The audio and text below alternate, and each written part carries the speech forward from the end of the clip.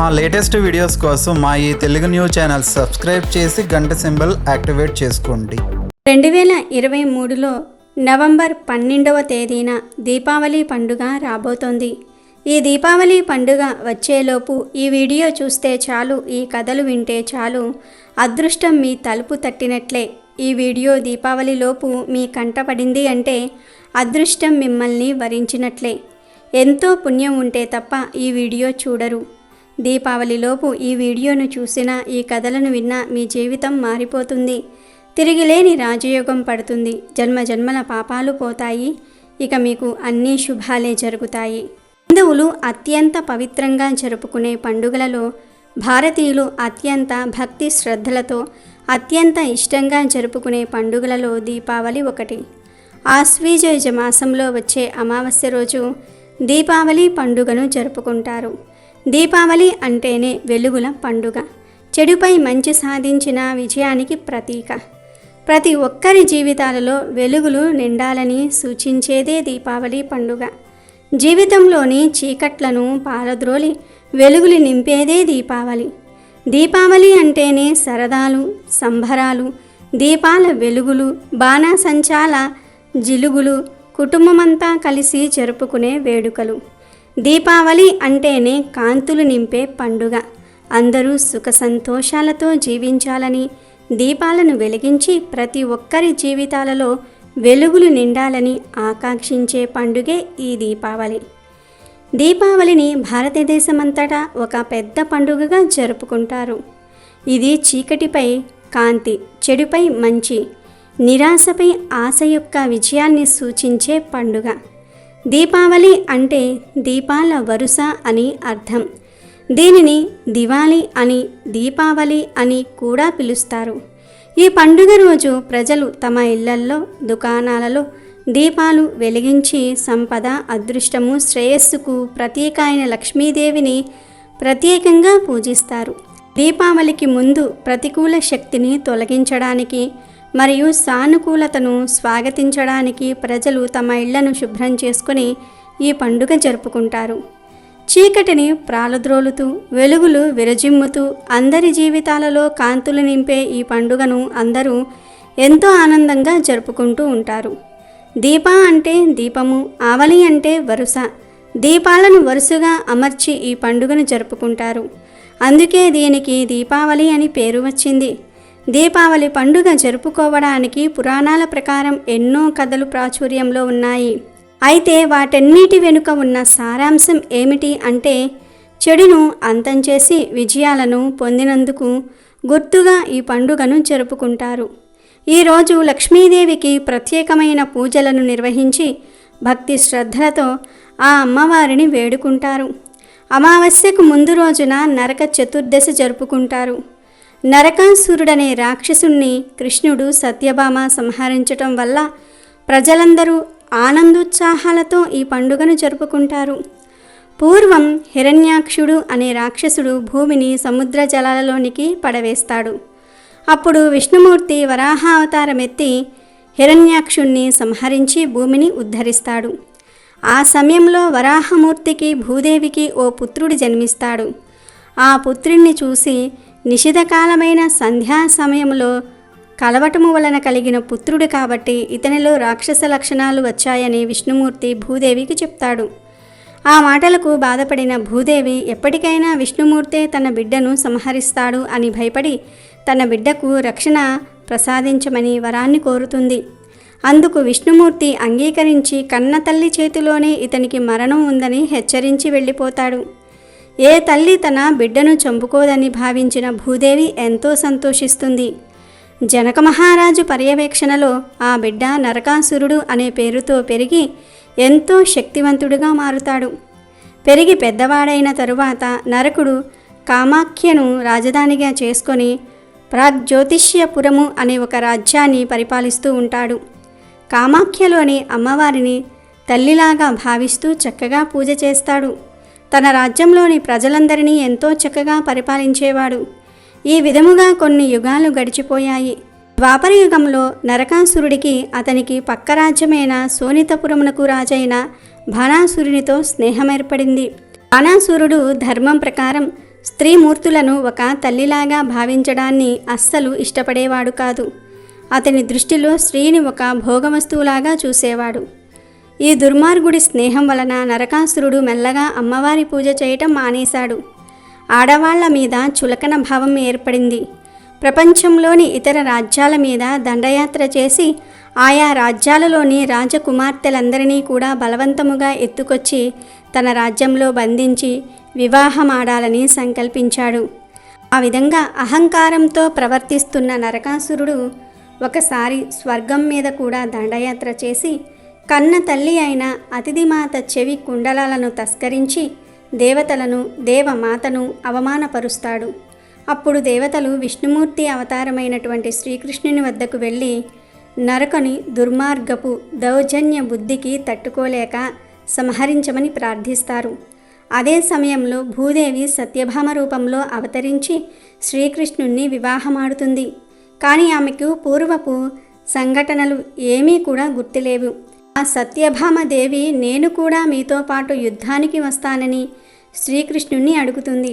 దానికి సమ్మతించిన శ్రీకృష్ణుడు సత్యభామతో కలిసి అశ్వసైన్యంతో ప్రాగ్ జ్యోతిష్యపురానికి వెళ్తాడు. అక్కడ శ్రీకృష్ణుడికి నరకాసురుడికి మధ్య ఘోర యుద్ధము జరుగుతుంది. కానీ విష్ణుమూర్తి ఇచ్చిన వరప్రభావం వలన కృష్ణుడికి నరకుని సంహరించుట సాధ్యపడలేదు. అందువలన శ్రీకృష్ణుడు యుద్ధం మధ్యలో మూర్ఛపోయినట్లుగా నటిస్తాడు. కళ్ళ ముందు భర్త మూర్ఛపోవటము చూసిన సత్యభామాదేవి వెంటనే విల్లు ధరించి తన పుత్రుడైన నరకాసురుని మీదకు బాణం వేస్తుంది. అప్పుడు నరకాసురుడు తల్లి చేతులలో మరణిస్తాడు. అప్పుడు నరకాసురుడి చేత బంధింపబడిన 16,000 మంది రాకుమార్తెలు శ్రీకృష్ణుడితో మమ్ములందరినీ కూడా నీవే వివాహమాడమని ప్రార్థిస్తారు. దానికి సమ్మతించిన శ్రీకృష్ణుడు వారిని అందరినీ కూడా వివాహమాడుతాడు. ఈ విధంగా నరకుడు చనిపోయిన రోజును నరక చతుర్థి అంటారు. ఆ రోజున నరకాసురుని బొమ్మలు తయారు చేసి కాల్చివేస్తారు. ఆ తర్వాత రోజు అంటే ఆశ్వయుజ అమావాస్య నాడు దీపావళి పండుగ జరుపుకుంటారు. అలాగే విష్ణుమూర్తి అవతారమైన వామనుడు దీపావళి రోజే బలిచక్రవర్తిని పాతాళానికి తొక్కేశాడు. అందుకే ప్రజలు ఆనందంతో దీపావళి పండుగను జరుపుకుంటారని పురాణ కథ ఒకటి ఉంది.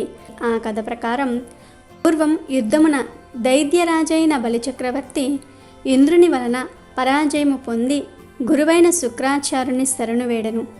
కొంతకాలము గడిచిన తర్వాత గురు కృప వలన బలి స్వర్గముపై అధికారము సంపాదించెను. దీంతో అధికార విహీనుడైన ఇంద్రుడు అతిథిదేవిని శరణు కోరాడు. ఇంద్రుని పరిస్థితిని చూసిన అతిథిదేవి దుఃఖించి పయోవ్రతానుష్ఠానము చేసింది. ఆ వ్రత చివరి రోజున భగవానుడు ప్రత్యక్షమై అతిథితో దేవి చింతించవద్దు, నీకు నేను పుత్రునిగా జన్మించి ఇంద్రునికి చిన్న తమ్మునిగా ఉండి వానికి శుభము చేకూర్చెదనని పలికి అదృశ్యమవుతాడు. అలా అతిథి గర్భమున విష్ణువు వామన రూపమున జన్మించెను. సాక్షాత్తు విష్ణువును పుత్రునిగా పొందిన అతిథి సంతోషమునకు అంతులేదు.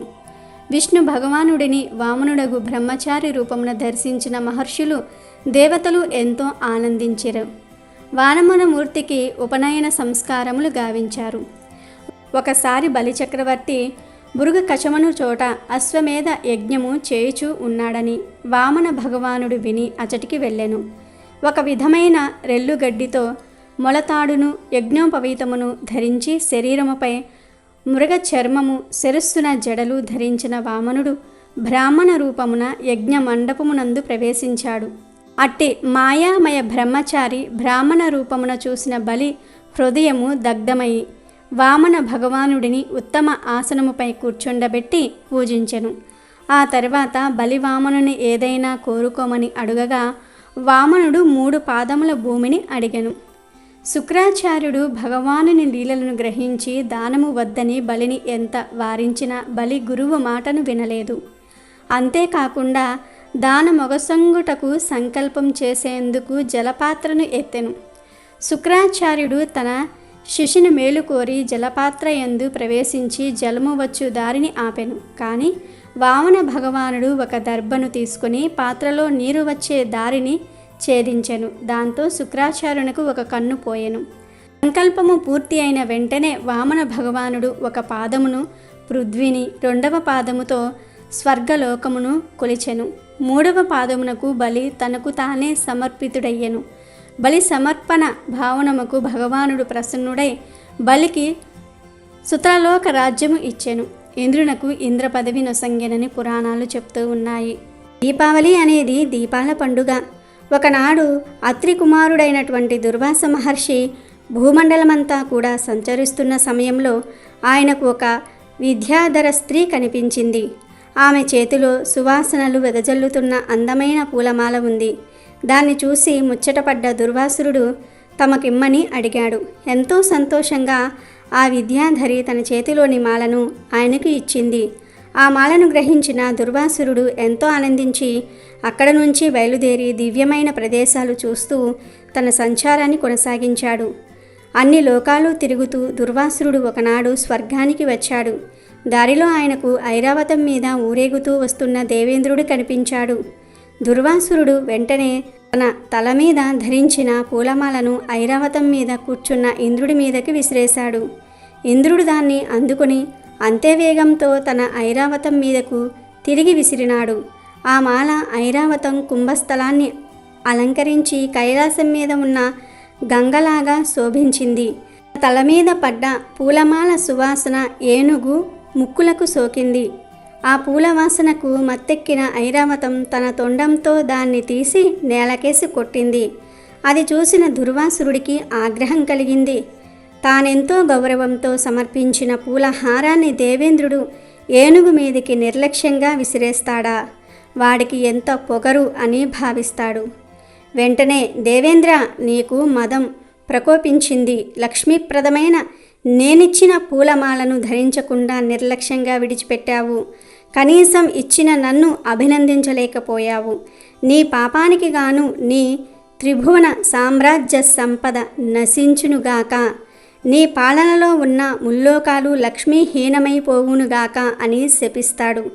దుర్వాసురుడి శాపం విన్నాక ఒక్కసారిగా ఇంద్రుడి కళ్ళు తెరుచుకున్నాయి. తను చేసిన అపరాధమేమిటో అతడికి తెలిసింది. వెంటనే ఏనుగును దిగి దుర్వాసురుడి కాళ్ళపై పడ్డాడు. ఎంత వేడుకున్నా పరమ కోపిష్టి అయిన దుర్వాసురుడు ఇంద్రుణ్ణి కనికరించలేదు. అతడి ప్రార్థన ఏమాత్రం వినకుండా అక్కడి నుంచి వెళ్ళిపోయాడు. ఇక చేసేదేమీ లేక ఇంద్రుడు తన అమరావతికి తిరిగి బయలుదేరాడు. దుర్వాసురుడి శాపం ఫలించటం ప్రారంభమైంది.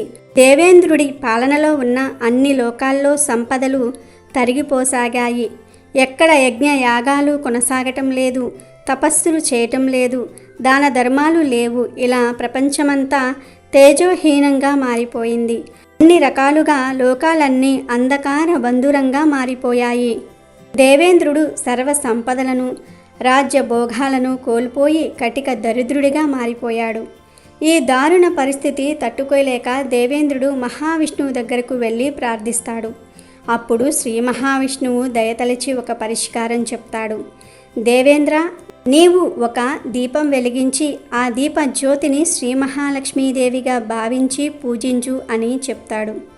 విష్ణుమూర్తి చెప్పినట్లుగానే దేవేంద్రుడు భక్తిభావంతో ఒక దీపం వెలిగించి ఆరాధిస్తాడు. దానికి తృప్తి చెందిన లక్ష్మీదేవి అనుగ్రహంతో తిరిగి త్రిలోక ఆధిపత్యాన్ని సర్వసంపదలను పొందుతాడు. అదే సమయంలో శ్రీ మహావిష్ణువు చెంతనే ఉన్న శ్రీ మహాలక్ష్మీదేవిని ఇంద్రుడు ఇలా అడుగుతాడు. తల్లి, నీవు కేవలం శ్రీహరి వద్దనే ఉండటం న్యాయమా? నీ భక్తులను కరుణించవా అంటాడు.